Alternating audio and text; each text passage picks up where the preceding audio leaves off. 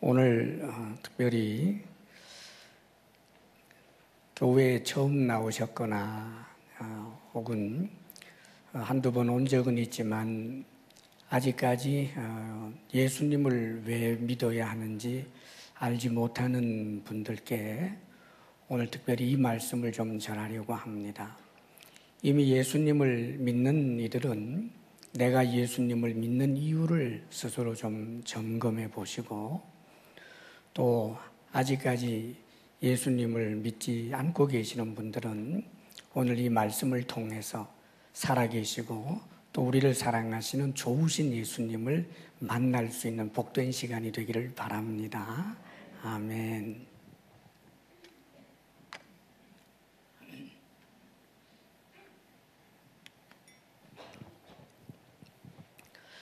우리가 예수님을 믿어야 하는 중요한 이유가 여러 되겠습니다만, 오늘은 중요한 그 두 가지만 좀 말씀을 드리려고 그럽니다. 그 중에 하나는 우리가 예수님을 믿을 때 하나님의 자녀가 되기 때문입니다. 그러니까 하나님이 누굽니까? 하나님은 하늘과 땅과 그 가운데 모든 것을 지으신 분입니다. 태양도 하늘의 별들도 또 모든 초목도 동물도 또 우리 사람도 우리가 지금 딛고 살고 있는 이 땅도 다 하나님이 만드셨습니다. 그런데 바로 이 하나님의 자녀가 된다는 거예요. 자녀에게는 자녀의 권세가 따르지 않아요, 여러분. 아버지의 그 좋은 것을 함께 누릴 수 있는 거지요. 그래서 아버지가 부자면 아들, 딸이 그 덕을 보고, 아버지에게 권세가 있으면 아들, 딸이 그 덕을 보게 되는 법입니다. 이 자녀 권세 이야기니까 하는 말인데, 정말 저도 가끔은 제가 우리 집의 가장으로서 남편이고 아버지지만 때때로는 우리 아들이 좀 부러울 때가 있습니다. 냉장고를 열어서 좀 맛있는 게 있다 생각이 되면 아버지인 저는 선뜻 못 먹어요. 여러 개면 먹지만 혹 아들이 딸이 먹을까 해서 못 먹을 때가 꽤 있습니다. 어느덧 제가 아버지가 되겠더구만요. 그리고 저는 음식을 사실 거의 타박하는 법이 없습니다. 음식을 먹을 때 뭐든지 맛있고, 제가 할 수 있는 멘트는 야 너무 맛있다 이 소리밖에 안 합니다. 다른 소리는. 근데 가끔 이제 제 아들은 밥상 앞에서 뭘 먹으라고 그럽니다. 그러면 놀랍게도 까칠한 제 아내가 아주 쩔쩔 매는 거예요. 미안해, 엄마가 너무 바빠서 좀 준비를 못했는데 오늘 저녁에 내가 맛있는 거 해줄게. 쩔쩔 맵니다. 그 아들의 권세죠. 저는 그런 거 못 누려봤습니다. 결혼하고 나서. 우리가 하나님의 자녀가 된다는 것은 정말 하나님께 청구하고 요청하고 하나님의 돌보심을 구하고 그분의 사랑을, 보호하심을, 돌보심을 받으며 살 수 있는 그런 사람이 된다는 뜻입니다. 어떤 이들은 그러지요. 내가 왜 하나님인지 누군지 돌보심을 내가 왜 받아? 내가 내 힘으로 손톱이 빠지도록 일하면서 이때까지 내가 살아왔는데 내가 누구의 돌봄을 볼 이유가 뭐가 있는가? 근데 사실 좀 정직하게 우리가 우리 자신을 돌아보면 우리는 돌봄을 받지 않아도 될 만큼 그렇게 강한 자도 아니고, 또 우리가 뭘 좀 안다고 해도 모르는 것이 아는 것보다 훨씬 더 많고, 우리의 삶의 그 세월이라고 하는 것도 너무나 신속히 지나가서 그래서 쏘는 살이라고도 표현하고 잠깐 있다가 없어지는 안개라고도 표현합니다. 오랜만에 그 고등학교, 중학교 때 그 동창 친구들을 만났습니다. 시골 동네였기 때문에 뭐 중학교 동창, 고등학생 동창 뭐 이게 다 겹치는데, 근데 함께 모여서 이제 오랜만에 아주 40년 만에 만난 그런 친구도 있고요. 근데 함께 식사한 자리가 이 좌식이었습니다. 테이블에 의자가 있는 게 아니고 이제 바닥에 앉아서 먹었는데 한참 이야기를 하고 일어날 때가 되었습니다. 그런데 여기저기 있어서 어구구구. 그래서 제가 좀 놀란 건 그 중에 한 친구는 아주 황소 같았던 친구가 있어요. 달리기도 너무너무 잘하고 배구도 뭐 교회 무슨 대항하면 항상 쓸어버리는 대단한 친구가 있었는데 그 친구가 아구구구 하더라고요. 그러니까 입에 그냥 붙었어요. 앉아서 일어날 때 어구구구. 예, 저도 가끔 그럽니다. 사랑하는 여러분, 우리 인생의 육체라고 하는 게 그렇게 신속히 후패해 가는 거죠. 젊은 날은 엊그제 같은데 어느덧 우리가 얼굴을 보면 새삼스럽게 낯선 얼굴이 보이고 새삼스럽게 내가 참 많이 이렇게 늙었구나 그런 생각이 들 때가 많습니다. 사실 인생은 유리그릇처럼 아주 연약하기 짝이 없는 존재예요. 그래서 어떤 분들은 내가 참으로 부족하고 누군가의 도움을 받아야 할 존재라고 하는 사실에 대해서 온전히 인정을 하게 되면 하나님 살아계심이 느껴질 텐데 스스로 마음의 빗장을 너무 닫아 걸고 살아가는 경우가 있는 것 같아요. 그래서 심지어는 예수님을 믿는 사람들 혹은 하나님을 의지하고 하나님을 아버지라고 부르는 사람들은 보통 뭐 의지가 좀 약하다든지 좀 뭐 멘탈이 너무 허약하다든지 조금 그 함량 약간 미달의 사람들이나 그러지 자기 인생을 자기가 좀 책임지려고 하는 사람들은 뭐 신이니 뭐니 하면서 비나이다 이런 거 안 한다고 그렇게 생각들 하는 것 같아요. 근데 여러분 성경에 보면 대단한 그 입지전적인 인물들이 좀 나옵니다. 뭐 대단히 그런 사람들이 많은데 몇 사람만 소개하면 가령 다윗이라고 하는 이가 있어요.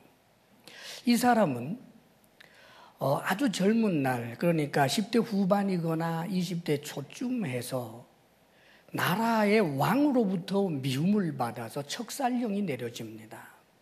그래서 왕의 군사를 피해서 이제 도망을 다니는데 이 사람이 나중에 왕이 되거든요. 그런데 여러분, 이 사람이 도망자로 다닐 때 놀랍게도 이 도망자인 다윗을 추종하며 따라다녔던 대장부가 600명이었습니다. 자, 언제 죽을지도 모를 그런 사람을 따라다니면서 그 미래를 그에게 몽땅 걸어놓은 이 600명은 바보였을까요? 그럴 리가 없지요. 그만큼 이 다윗이라고 하는 사람에게 매력을 느끼는 거예요. 그가 대단한 리더십이 있고 그는 무엇인가 정말 사람들의 일생을 걸 만한 그런 대단한 무엇이 보였기 때문에 그를 따른 것 아닙니까? 정말 입지전적인 인물이지요. 그런 그 사람 정말 대단하고 독특한 점이 있었어요. 왜냐하면 청소년 시절에도 말입니다. 골리앗하고 1대1로 이 시쳇말로 맞짱 뜬 사람입니다. 그래서 이겼어요. 그러니까 다윗이라고 하는 그 본인이 정말 의지가 약하거나 뭔가 좀 함량 미달이거나 뭐 어떤 정신력이 좀 약했거나 그래서 하나님을 의지한 사람일까? 아니지요. 놀랍게도 이 사람은 이렇게 대단한 강철과 같은 사람인데 어떤 사람, 어떤 대상을 향해서도 그렇게 당당할 수 있었던 이 사람이 놀랍게도 늘 하나님의 도움을 구합니다. 성경에는 이 사람이 쓴 시가 참 많거든요. 그런데 그 시의 내용을 읽어보면 하나님은 나의 반석이십니다. 나의 요새십니다. 하나님, 당신은 나의 힘이십니다. 내가 하나님을 사랑합니다. 그러면서 그 시편에 줄줄이 흐르는 것이 천진난만할 정도로 하나님의 도움을 구하고 있는 사람이에요. 연약한 자가 아니었습니다. 다만 그는 자신이 사람들 사이에서 대단히 강한 자라고 인정을 받지만 자신의 강함이 사실은 하나님의 도움을 입지 못하고는 이 강함이 자신을 지탱해 줄 수 없다라고 하는 사실을 겸손하게 받아들인 사람이지요. 성경에 보면 이뒤전적인 인물 또 있어요. 다니엘이라고 하는 사람인데요. 다니엘과 그 친구 사드락, 메삭, 아벤누고라고 하는 사람이 있는데 뭐 이름은 못 외워도 돼요. 그런데 이 사람들이 청소년 시절에 나라가 망합니다. 나라가 망하면 꿈도 모든 게 다 끝난 거잖아요. 나라가 망했는데 포로로 그만 바벨론이라고 하는 나라에 끌려가 버리고 말아요. 자, 그런데도 놀랍게도 그들에게 작은 기회 하나가 주어졌을 때 열심히 공부하고 작은 과제 하나가 주어졌을 때 그 누구보다도 규모 있게 일을 진행하면서 얼마나 애를 썼는지 몰라요. 이 사람이 특별히 다니엘의 경우는 바벨론의 총리가 되고 다른 세 친구도 고관이 됩니다. 그리고 다니엘은 3대 왕이 3번이나 바뀌는데도 불구하고 여전히 고관으로 고공행진을 할 뿐만 아니라 나중에 이 바벨론이라고 하는 나라가 망하고 페르시아가 이제 세상을 지배하게 되었을 때 역시 그 페르시아에서도 또 총리가 됩니다. 사랑하는 여러분, 어떻게 그럴 수 있었을까요? 뭐 권모술수라든지 아부를 잘한다든지 그것으로 그렇게 통했겠습니까? 사랑하는 여러분, 적어도 전 세계를, 그 당시 세계를 경영하던 그 왕도 나름대로 사람을 볼 줄 아는 눈이 있었지요. 여러 왕을 거쳐가면서도 계속해서 그에게 고관의 자리를 주었던 이유는 그가 그만큼 탁월했기 때문이지요.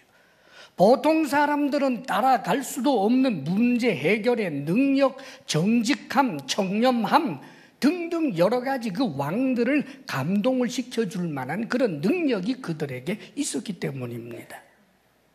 그런데 여러분,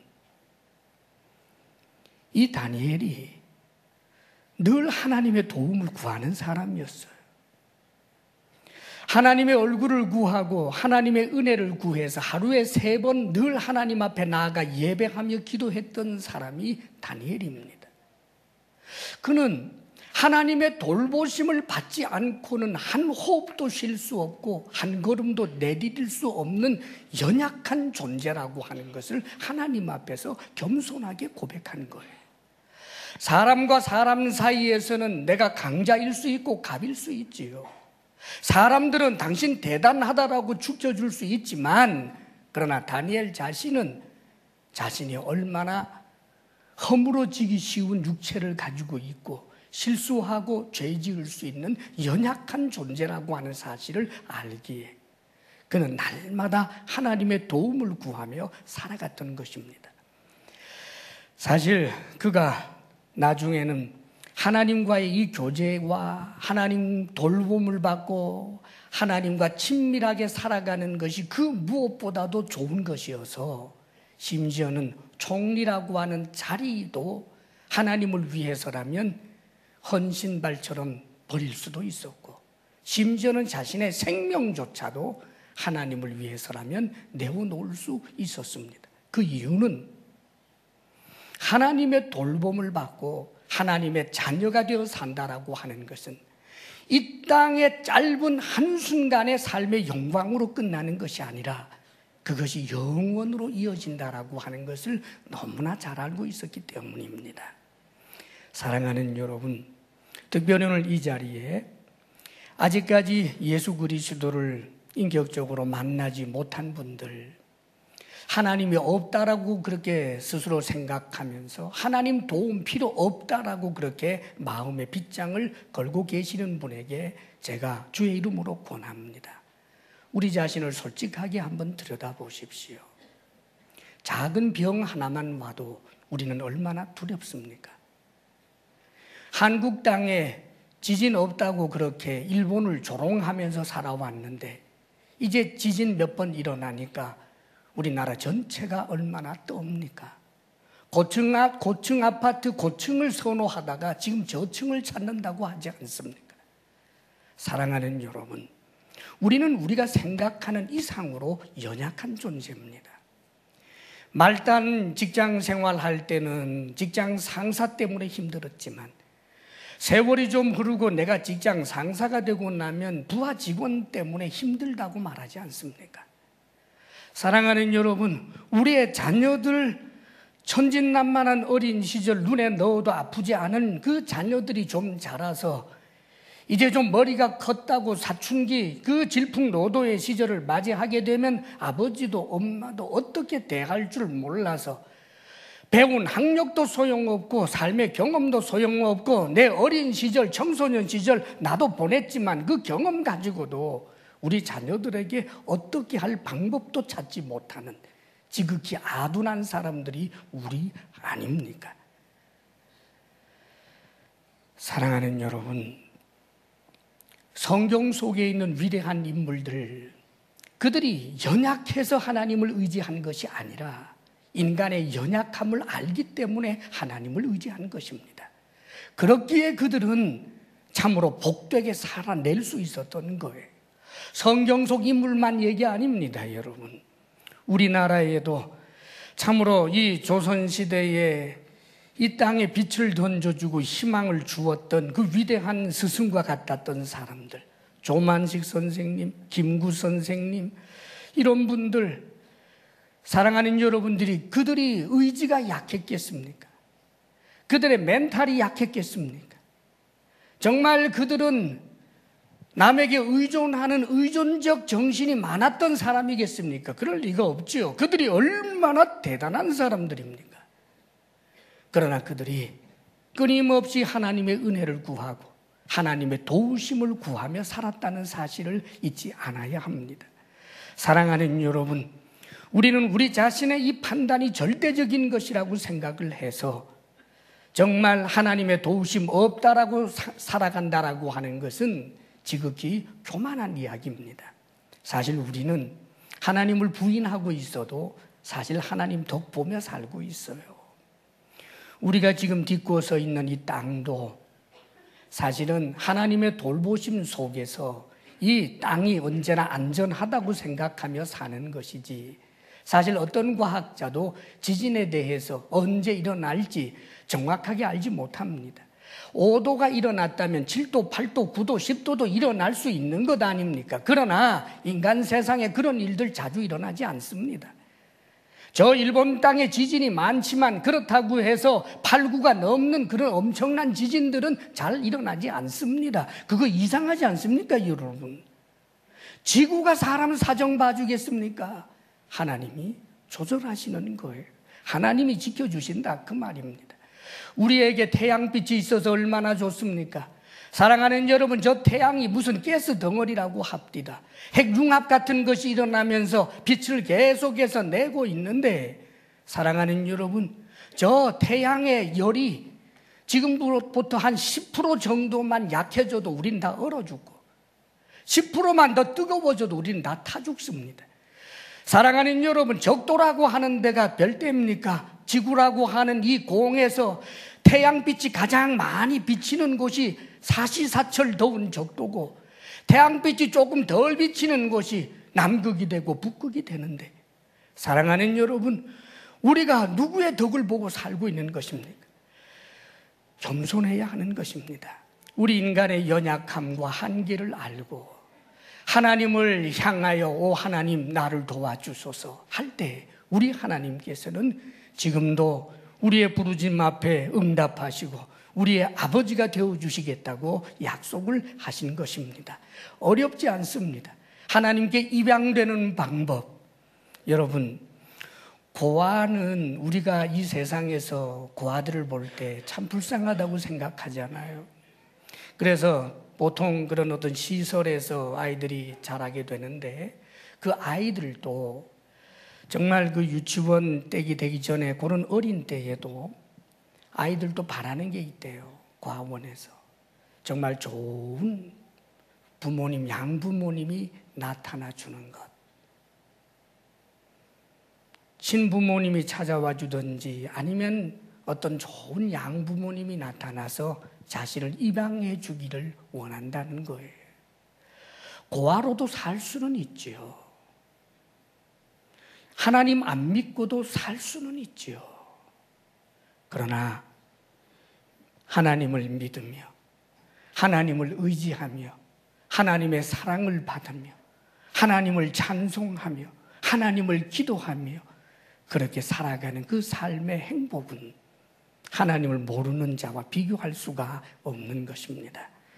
오늘 여러분을 사랑하셔서 지금 이 자리에 와 계시는 좋으신 하나님 아버지로 믿을 수 있기를 주의 이름으로 축원합니다. 아멘.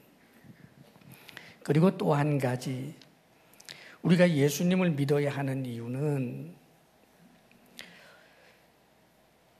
3장 16절처럼 하나님이 세상을 이처럼 사랑하사 독생자를 주셨으니 이는 그를 믿는 자마다 멸망치 않고 영생을 얻게 하려 하심이라 그러시는데, 우리가 예수님을 믿어야 되는 또 한 가지 아주 중요한 이유는요, 예수님을 믿음으로 우리가 영생을 얻게 되는 것입니다. 이 영생을 얻는다라고 하는 것은 영원한 생명을 말하는데, 야 100년 사는 것도 지루할 것 같은데 영생, 야 저도 싫다 이런 소리 하지 마세요. 그건 영생을 잘 몰라서 하는 이야기입니다. 영생이란 하나님의 생명 속에 들어가는 걸 말해요. 우리 하나님은 영원부터 영원으로 존재하시는 분이지만 그분은 고독한 분이 아닙니다. 그분은 행복한 분입니다. 그분은 풍성하고 그분의 영광은 얼마나 찬란한지 모릅니다. 그러니까 우리가 영생을 얻는다라고 하는 것은 하나님의 풍성한 생명과 그 영광 속에 함께 들어가게 된다라고 하는 것을 의미하는 거예요. 이 세상의 금은 보화 따위로 비교할 수 없고 이 세상의 인기나 명성이나 권력 따위로는 조금도 비교할 수 없는 그런 은혜를 하나님이 주시겠다고 약속을 하시는 거예요. 그런데 사랑하는 여러분, 만일 영생을 얻지 못하면 어떻게 될까? 멸망치 않고라고 이야기를 합니다. 이게 사실 무서워요. 멸망치 않는다, 이것은 그저 단순히 죽는다, 파괴된다라고 하는 의미가 아니고, 성경에서 이 멸망한다라고 하는 것은 영원한 멸망을 말하는데 그것은 지옥불에 던져지는 것을 말하는 거예요. 뭐 오라고 해서 왔더니 무슨 지옥 이야기를 하냐, 혹 마음 좀 불편하시더라도 조금만 좀 양해해 주세요. 우리가 이 세상에서 죄를 짓는 사람들이 있으면 이 세상에서도 그 죄에 대하여 재판을 하고 형을 이제 줍니다. 심한 자에게는 사형까지도 있고 뭐 몇 년 이렇게 그 죄에 대해서 책임을 지게 하지요. 그런데 사실 이것은 미개 사회 때도 그랬어요. 동서고금을 막론하고, 지금은 뭐 많이 이런 죄를 벌하는 제도가 굉장히 이제 민주적으로 발달했습니다만은, 그러나 아무리 미개 사회라 할지라도 항상 상선 악벌이 존재했습니다. 선한 것에 대해서는 칭찬하고 상을 주고 악한 것에 대해서 벌하는 것은 인간 사회라고 하는 곳에는 항상 있어 왔습니다. 왜 그럴까요? 우리 인간은 하나님을 닮은 존재이기 때문입니다. 우리 하나님은 선하신 하나님입니다. 우리가 비록 하나님을 떠나 타락해서 죄와 짝하여 살 때가 많다고 해도 그러나 우리의 마음 한 구석에는 언제나 선을 지향하고 있는 것이 있는 거예요. 인간 세상에 만약에 법이 없고 그 죄에 대하여 벌 주는 일이 없다라고 한다면 이 세상은 무질서 그런 천지가 되어버리고 말 것입니다. 사람이 살기 위해서는 반드시 죄에 대하여 벌하는 제도가 있어야 되는 것 마땅하지요. 근데 가끔은 제가 어떤 그 이슈가 될 만한 그런 이제 그 형벌이 있었던 일에 대하여 재판에 대해서 댓글들을 좀 볼 때가 있는데 어떤 때는 굉장히 불만이 많을 때가 있더라고요. 가령 20대 혹은 10대의 그런 어린 딸이나 아들을 고의로 죽인 네가 10년이나 혹은 15년 형을 받는 그런 일들이 있더구만요. 그러면 댓글에서 난리가 납니다. 사실 그렇지요. 한 20대 초에 죽었는데 자신을 고의적으로 죽인 그 사람은 한 15년 살다가 또 나오고 그 죽은 자의 억울함은 누가 풀어줍니까? 그리고 사실은 뭐 무기징역이나 사형제도가 있어서 정말 흉악하다고 생각을 해서 그 범인을 형장에 이슬로 사라지게 했다 할지라도 사랑하는 아들이나 딸을 잃은 그 부모님 마음에 그 슬픔과 그 고통은 누가 보상해 줄 수가 있겠습니까? 이 세상에, 인간 세상에 죄를 벌하는 것은 있지만 그러나 우리는 압니다. 그 어떤 것도 그 죄에 대하여 완벽하게 공정할 수도 없고 피해를 당한 사람에게 보상도 위로도 되지 못한다는 것 우리가 압니다. 또 실제로는 정말 악한 짓을 저질렀지만 탄로나지 않고 그냥 잘 사는 사람들도 있잖아요. 감옥에 가야 할 사람이 버젓이 잘 살고 그렇게 삶을 마감하는 이들도 얼마든지 있고 히틀러처럼 수백만을 죽였지만 자기 자신은 자살로 마감하는데 그렇다고 해서 그의 죄에 대해서 정말 벌을 받은 것입니까? 성경은 이렇게 말합니다. 한 번 죽는 것은 사람에게 정한 것이요 그 후에는 심판이 있으리니. 그렇습니다, 여러분. 이 세상 법정에서 형을 살았다고 해서 그 죄가 다 깨끗하게 씻어진 것 아닙니다.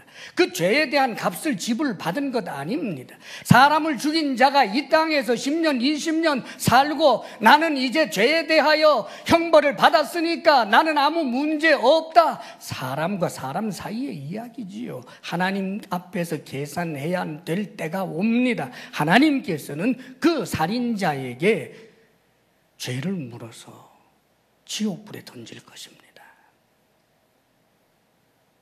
지옥은 있습니다, 여러분.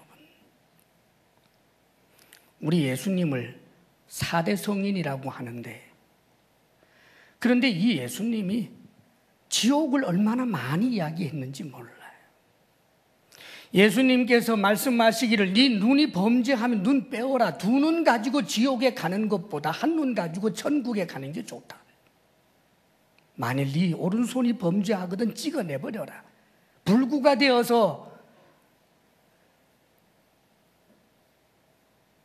우리가 천국에 가는 게 좋지 두 손 건강한 몸으로 지옥에 던져지는 것 그게 더 무섭다라고 그렇게 우리 주님께서는 말씀하시는 거예요.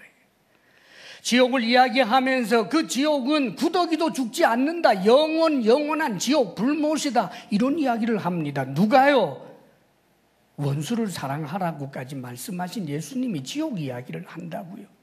그리고 성경이 66권인데 제일 마지막을 요한계시록이라고 합니다. 요한계시록에서는 사실 여러분 지옥 이야기를 하는데 너무 끔찍하고 무섭게 그렇게 묘사되어 있습니다.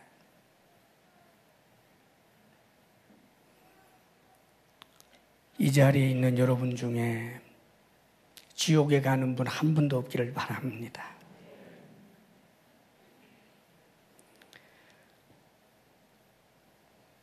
근데 천국에 가려면 죄가 없어야 돼요.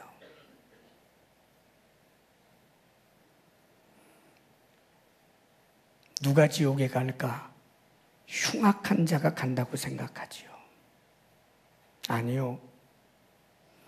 하나님의 기준과 사람의 기준이 달라요.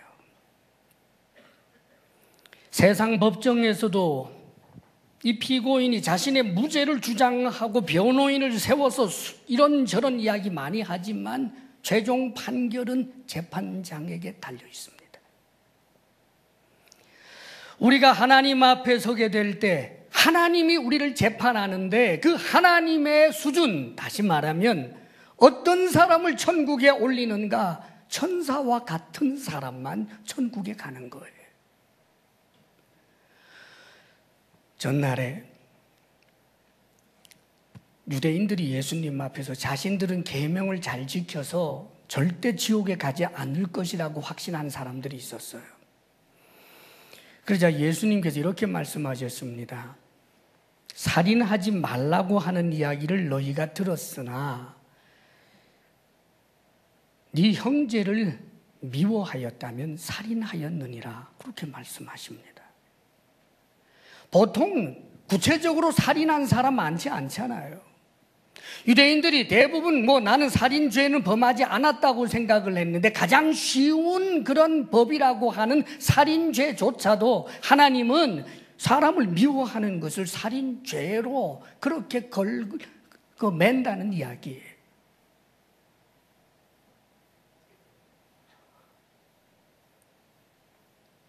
우리 하나님께서 천국에 갈 수 있는 사람에 관한 이야기 이렇게 해주십니다. 누군가가 악한 자가 네 오른뺨을 때리면 왼뺨 돌려대라. 악한 자가 네 겉옷을 달라고 하면 속옷까지 줘라. 악한 자가 너로 하여금 억지로 오리를 가자고 하면 차라리 심리를 가져라. 이런 사람이 천국에 갈 수 있대요. 사랑하는 여러분, 자신 있습니까? 그것도 한 번 마음 먹고 한 번만 그렇게 하면 천국에 가는 게 아니라 평생 그렇게 살았을 때 천국에 갈 자격이 있다는 거예요. 그런데 그런 자격이 있는 사람이 저도 여러분도 없습니다. 하나님께서 천국에 보내기 위하여 인간들을 살펴보는데 인간 역사 이래로 단 한 사람도 천사 같은 자는 없었습니다. 아무리 자선가라고 할지라도, 아무리 박애주의자라고 할지라도, 자기 재산을 모조리 팔아서 나누어 주는 사람이라고 할지라도 그 선한 일을 하고 있지만 한쪽 구석에서는 하나님의 눈으로는 참아낼 수 없는 죄악이 도사리고 있더라는 거예요. 그러나 하나님은 우리 인간을 너무나 사랑하셔서 당신이 만든 인간들을 죄 때문에 지옥에 보내는 것을 기뻐하지 아니하셨기 때문에 하나님이 당신의 아들을 보내셨는데 그분이 바로 예수 그리스도이십니다. 예수님 그분은 이 땅에 계시면서 당신이 하나님의 아들이라고 하는 사실을 여러 가지 놀라운 기적을 통하여 보여주시면서 나중에 그분이 십자가에 못 박혀 죽게 되는데 교회마다 십자가가 있는 이유가 예수님이 십자가에 못 박혀 죽었기 때문입니다. 그분이 죽으시기 전에 이렇게 말씀하십니다. 제자들에게 말씀하시기를 잔에다가 포도주를 따로 주시면서 받아 마셔라. 이것은 만민을 위하여 만민의 죄를 사하기 위하여 흘리는 피, 나의 피, 언약의 피니라. 그리고 떡을 뜯어서 나누어 주시면서 받아 먹으라. 이것은 만인들을 위하여 내가 대속하기 위하여 찢기는 내 몸이니라 하고 주셨습니다. 사랑하는 여러분, 우리 주 예수 그리스도를 믿음으로 인하여 하나님께서 주신 한 가지 귀한 약속이 멸망치 않고 영생을 얻게 하려 하신다라고 말씀하는 거예요. 천국이 없다, 지옥이 없다, 무엇을 근거로요? 사랑하는 여러분, 하나님이 없다, 무엇을 근거로요? 지옥은 없다, 있다고 할지라도 나는 안 갈 거야, 자신 있다.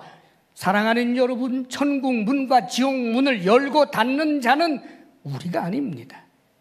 이 지구라고 하는 작은 구슬에 이끼처럼 붙어서 간신히 살아내는 그런 존재가 인간인데, 하늘과 땅을 창조하신 그분의 심판대 앞에 서서 내가 천국에 가지 지옥에 가지 않겠소라고 말할 수 있는 자는 한 사람도 없는 것입니다. 오직 하나, 내 속에 있는 더러운 죄성을 겸허히 인정하고 나의 연약함, 나의 못남을 스스로 인정하면서 하나님, 나를 도와주십시오. 그렇게 주님을 요청할 때 그는 하나님의 자녀가 될 뿐만 아니라 그가 지은 모든 죄를 주님께서 용서하시고 영생을 주시겠다고 약속을 하신 것입니다. 우리 주님 십자가에 못 박힐 때 한쪽에 강도가 있었습니다. 이 강도가 이렇게 말합니다. 우리가 이렇게 죽는 것은 우리의 죄 때문이다. 죄값으로 이렇게 죽는 거야. 나는 죄인이야. 그러면서 주님에게 하는 말이, 내가 이렇게 죄인이지만 예수님, 당신의 나라가 임할 때 나를 기억해 주십시오. 그럽니다. 그런데 주님께서 십자가에 매달려서 고통을 받고 있는 그 현장에서도 그 사람에게 고개를 돌려보시면서 오늘 네가 나와 함께 낙원에 있게 될 것이다. 그렇게 말씀하셨습니다. 사랑하는 여러분, 이게 복음입니다. 우리 주 예수 그리스도를 믿어야 하는 가장 중요한 이유는 지옥이 있기 때문입니다. 예수 그리스도를 믿어야 하는 가장 중요한 이유는 하나님의 심판이 있기 때문입니다. 만일 지옥이 없다면, 죽고 난 다음에 모든 것이 그냥 끝이라면, 사람이 흙으로 돌아가고 영혼이라고 하는 것은 안개처럼 그렇게 소멸되어 버리는 것이 끝이라면 우리 주님이 이 땅에 오실 이유가 없었습니다. 오늘 이 순간 예수 그리스도를 믿음으로 하나님의 자녀가 되고 지옥이 아니라 천국 백성으로 그렇게 살 수 있기를 주의 이름으로 축원합니다. 이제 잠시 주님 앞에 기도를 하려고 합니다. 주님의 자녀가 되는 것, 그리고 우리가 구원을 받는 일은 결코 어려운 일이 아닙니다. 우리의 죄됨을 인정할 줄 아는 겸손과 우리의 연약함을 인정함으로 하나님께 나를 긍휼히 여겨 달라라고 하면 하나님께서는 우리의 과거가 어찌하였던 간에 용서하시고 우리의 아버지가 되어주시고 우리를 도우시고 우리와 동행하시며 그리고 우리가 언젠가 죽을 때 천국으로 인도해 주시는 것입니다. 이제 제가 하는 기도에 여러분들이 마음의 문을 열고 함께 해주면 좋겠습니다. 이 시간 예수님을 믿기로 결심하시는 분들 반드시 제 기도를 따라서 해주시기를 바라고요.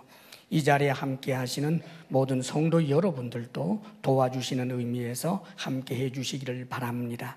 조용히 눈을 감겠습니다.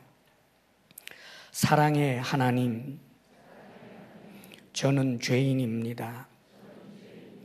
이 시간 예수님을 나의 구원자와 주님으로 마음에 모십니다. 지금 내 마음에 들어와 주십시오. 예수님이 나의 모든 죄를 십자가에서 용서하시고 인생의 모든 문제를 다 해결해 주신 것을 믿습니다. 하나님은 나의 아버지가 되시고 저는 하나님의 자녀가 되었습니다. 영원한 생명을 주시고 천국 가게 하심을 감사드리며 예수님의 이름으로 기도합니다. 아멘, 아멘. 아버지 하나님, 우리를 영원한 멸망에서부터 구원하여 주신 하나님을 찬양합니다. 하나님께 사랑받을 만한 매력이 우리에게 없음에도 신비하고도 놀랍도록 우리를 사랑하여 하나님이 사람 되시고 스스로 죄인 되셔서 십자가에 못 박혀 죽기까지 하며 지옥 백성 된 우리를 천국 백성으로 인도하여 주신 은혜를 감사합니다. 믿음의 길이 그 어떤 보화보다도 소중한 줄 알고 하나님이 우리에게 주신 이 보화를 보화로 여겨 언제나 복된 삶을 살아가게 하여 주옵소서. 주님 앞에 감사로 예물을 올려드리오니 우리의 모든 허물에도 불구하고 하나님 기쁨으로 받아 주옵소서. 이제는 우리 주 예수 그리스도의 크신 은혜와 하나님 아버지의 한없는 사랑과 성령의 교통하심과 충만케 하심이 오늘 예수 그리스도를 믿기로 결단하여 영적으로 갓 거듭난 이들 위에와 이 자리에 함께 예배드리며 영광 돌리는 모든 이들 위에 이제로부터 영원토록 함께 하시기를 간절히 축원하옵나이다. 아멘.